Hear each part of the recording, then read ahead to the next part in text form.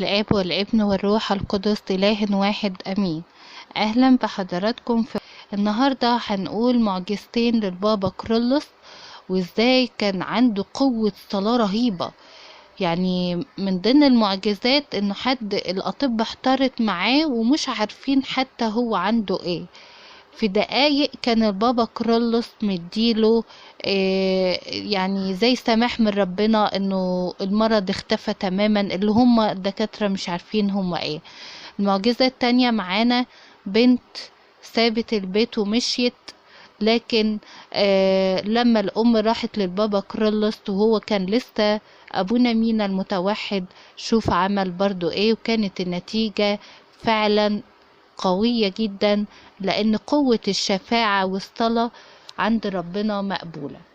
ايه اللي حصل بالتفصيل وايه اللي عمله البابا كرولوس في المعجزتين ده اللي هنعرفه في فيديو النهاردة ومعجزة اليوم.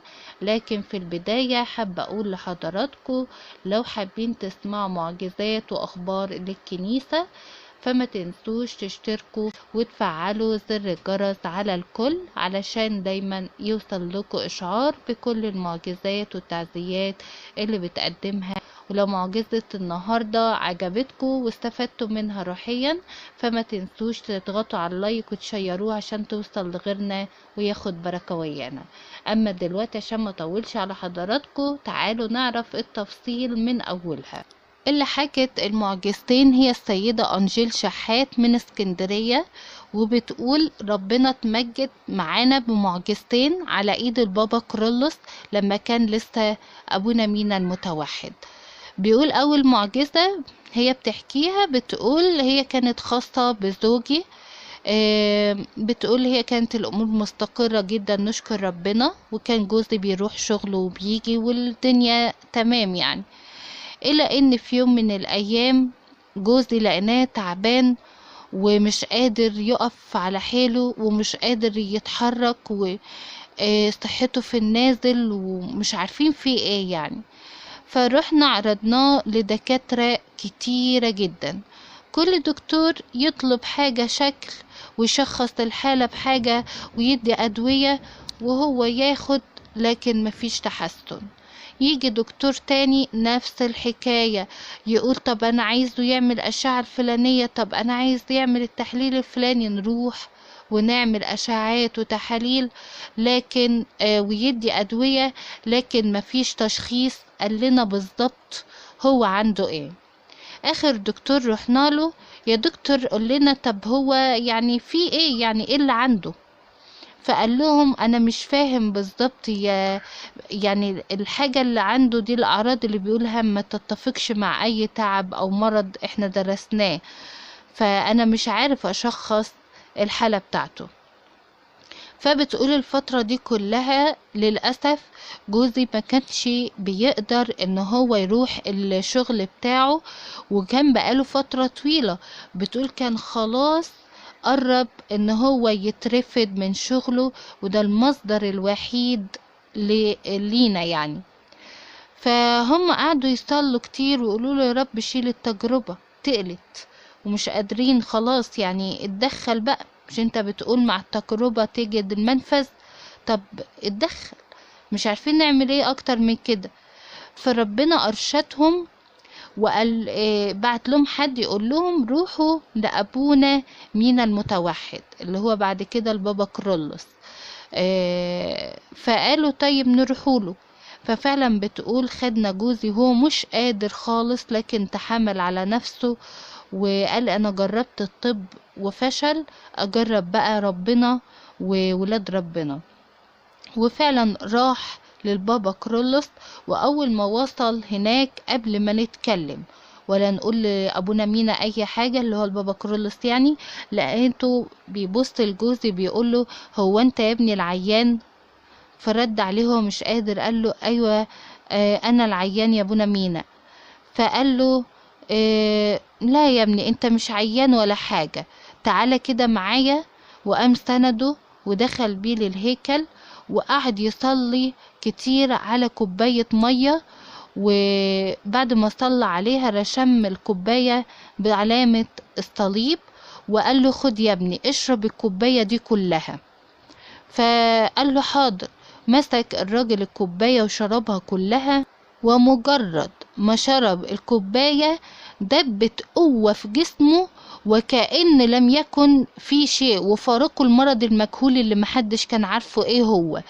وبيقول رجع نزل من المكان اللي كان فيه وروح البيت وهو بقوة عجيبة جدا، وكل اللي يشوفه يستعجب، يقول هو ده اللي كان بقاله فترة نايم على السرير مش عارف يتحرك، هو ده مش عارفة ايه. لكن شفي ببركة صلوات البابا كرولوس، واولا اللي عمل المعجزة ربنا يسوع المسيح اللي قبل صلوات البابا كرولوس من اجل هذا الرجل وتحنن عليه بالشفاء التام.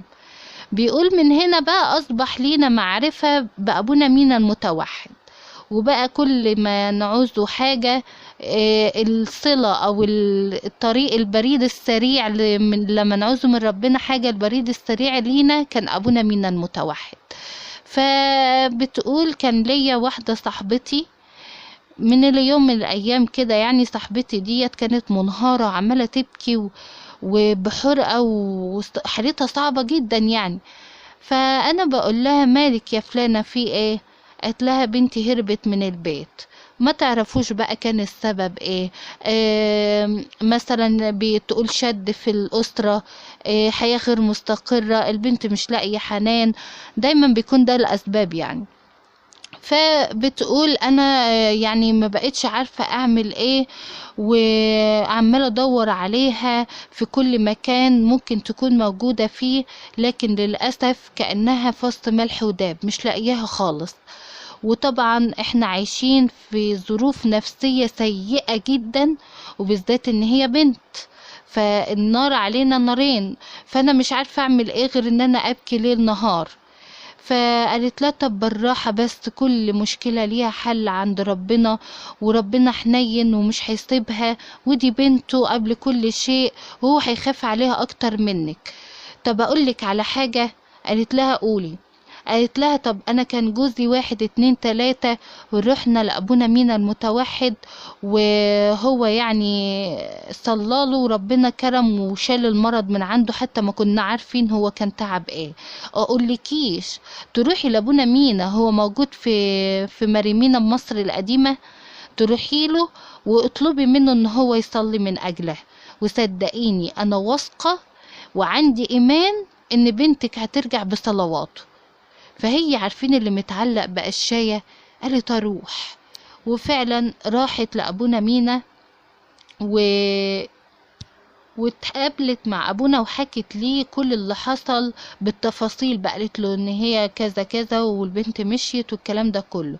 فابونا مينا يعني زي اللي اتأثر وقال لها فين صورة البنت ديت؟ قالت له اجيبها. راحت ورجعت تاني بصورة بنتها لأبونا مينا، فبتقول بص للصورة وبص للأم وصلى صلاة حرة وصلاة طويلة. وبعد ما صلى الصلاة ديت ورفع عينه لربنا، زي اللي خلاص سلم الموضوع لربنا، ما ينفعش دي بنت رجعها.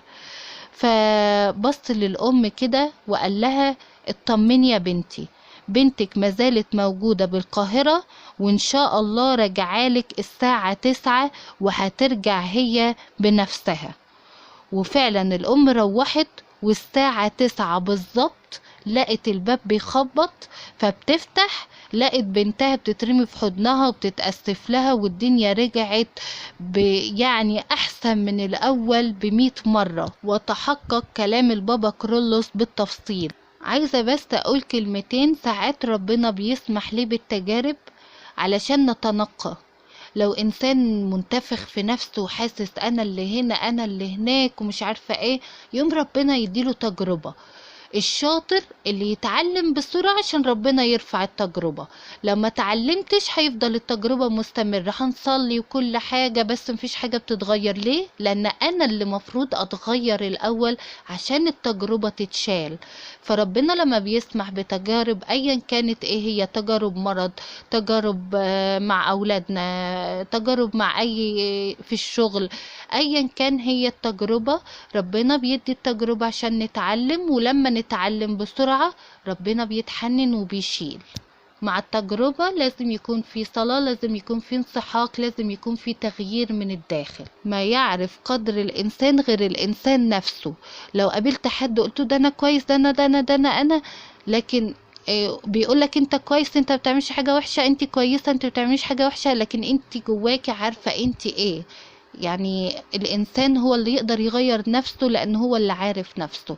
ربنا يحافظ عليكم ويبارك في حياتكم ويحافظ على كل البنات ويشفي كل المرضى ببركة شفاعة أمنا العذراء مريم وبركة صلوات البابا كرولوس وماريمينا العجايبي. واذكروني دايما في صلواتكم. أشوفكم بإذن يسوع في فيديو جديد ومعجزة جديدة.